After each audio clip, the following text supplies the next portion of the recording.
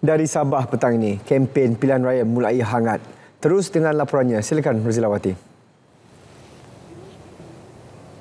Baik Sahih, Parti Nasional dan Parti Negeri perlu bergerak seiring bagi memastikan setiap dasar pembangunan dapat dilaksana dengan berkesan. Ingatan itu disuarakan Pengerusi Pakatan Harapan Datuk Seri Panglima Anwar Ibrahim.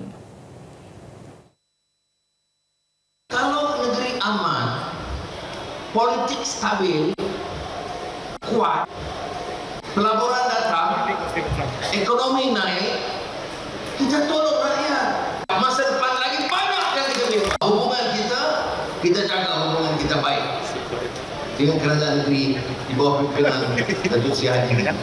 Beliau berucap pada program Rama Mesra PMX Sayang Sabah bersama pemimpin masyarakat di Melalap. Sementara itu, dalam majlis berasingan Perdana Menteri menjelaskan, kerajaan tidak menabur janji sempena pilihan raya negeri Sabah. Sebaliknya menerangkan apa yang telah dan sedang dilaksanakan, termasuk usaha yang sebelum ini dijanjikan pembangkang. Komitmen kerajaan merangkumi penyelesaian isu air bersih, elektrik, jalan raya serta perkara penting di bawah MA63, termasuk tuntutan hasil 40% untuk Sabah.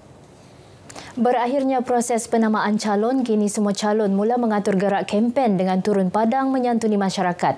Antara lokasi utama pastinya di Tamu Jalan Gaya yang menjadi tumpuan ramai setiap hujung minggu.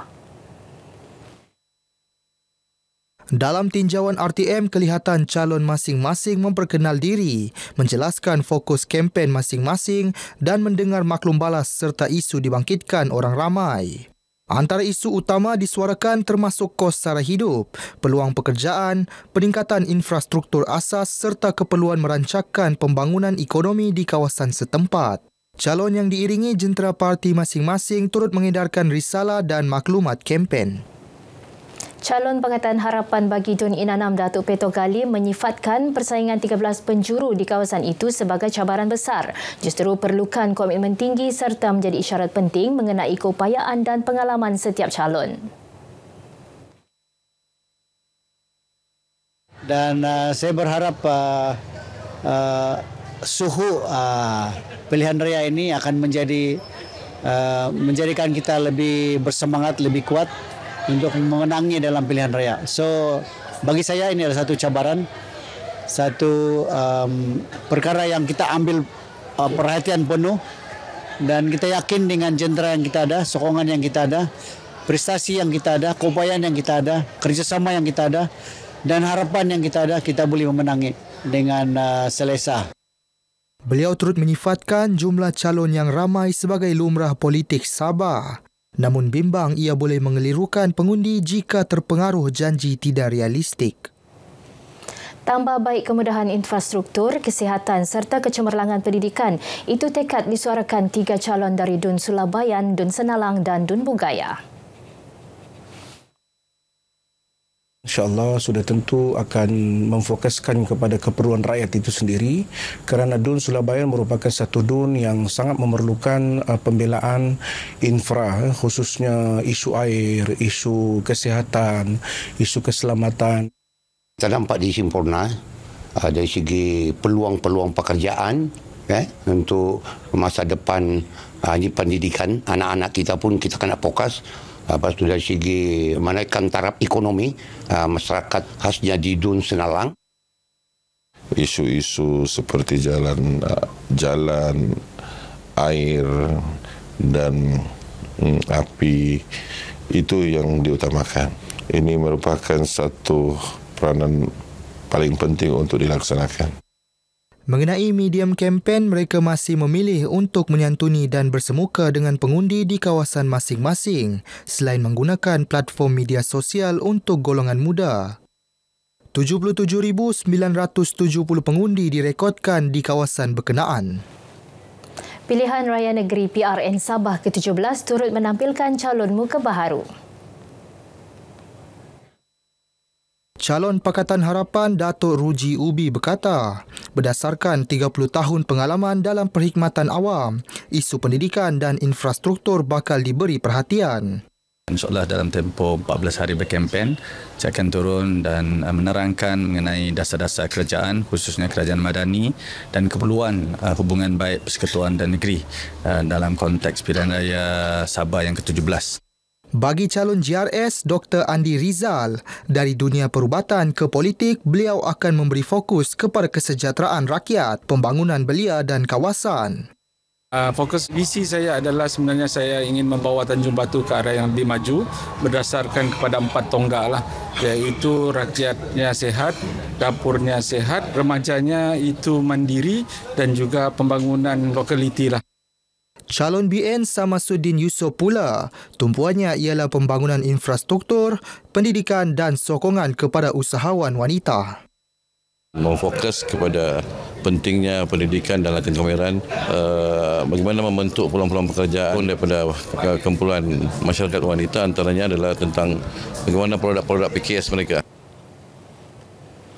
Langkah Kerajaan Persekutuan tidak merayu isu pemberian 40% hasil Sabah dilihat sebagai menghormati hak Sabah yang termaktub dalam Perjanjian Malaysia 1963. Seterusnya meningkatkan keupayaan kerajaan negeri membangunkan infrastruktur, pendidikan, kemudahan asas serta ekonomi rakyat.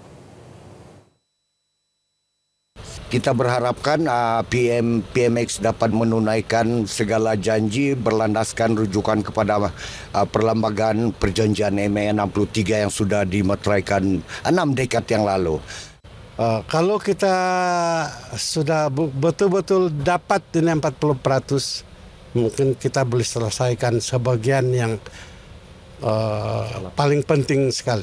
Seperti jalan raya kita, air, listrik dan pendidikan, perubatan untuk kesehatan, bantuan-bantuan orang-orang miskin tegar, orang-orang tua.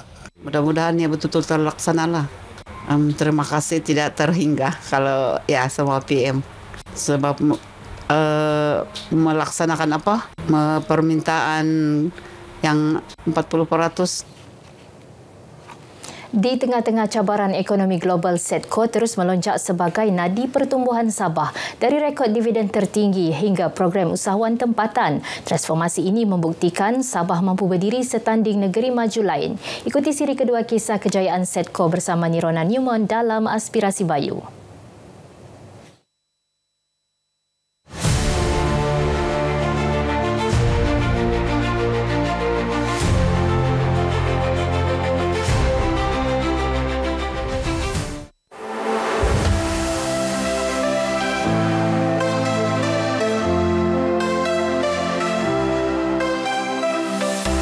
Kejayaan dicapai kumpulan Sedco bukan semata-mata soal keupayaan tetapi peluang dan pendedahan.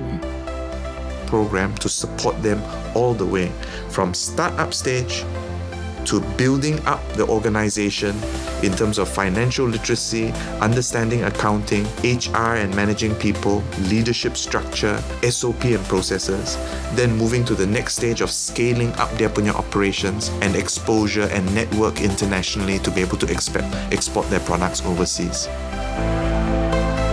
Program Bumiputra Entrepreneurship Sedco menjadi platform melatih usahawan kecil dengan akses pasaran dan bimbingan berterusan. Sokongan yang diberikan Sedco adalah dari segi macam kata-kata semangat sendiri daripada pegawai-pegawai dan staf-staf Sedco serta bimbingan kursus-kursus lah. Selepas wujud bimbingan dan peluang-peluang yang diberikan oleh Sedco seperti event dan promosi daripada Sedco sendiri, perniagaan dan pendapatan saya melonjak lebih 3 kali ganda. Dan sekarang pun sudah mencecah dalam 40,000 sebulan. Di peringkat makro, projek mega seperti Kudat Blue Economy Industrial Park, KIBIP dan Sedco Towers menjadi simbol ke arah ekonomi lestari Sabah. We have set up something called Innovation Task Force. And this Innovation Task Force in Sedco is where we are in the process of trying to groom our younger generation leaders. Because the objective at the end of the day is that we want Sabah to prosper, a greater Sabah. Dari penstrukturan korporat ke pembangunan insan, kebangkitan Sedco menjadi lambang kematangan ekonomi Sabah. Dengan tumpuan kepada KPI, insentif pekerja dan sokongan berterusan kepada usahawan, Sedco memastikan pertumbuhan ekonomi negeri sampai kepada rakyat di bawah.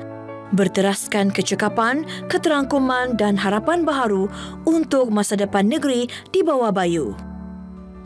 Dengan program usahawan yang tersusun, bimbingan berterusan dan projek berskala besar, Sedco membuktikan transformasi ekonomi Sabah bukan sekadar angka tetapi memberi manfaat langsung kepada rakyat. Nirona Newman, RTM.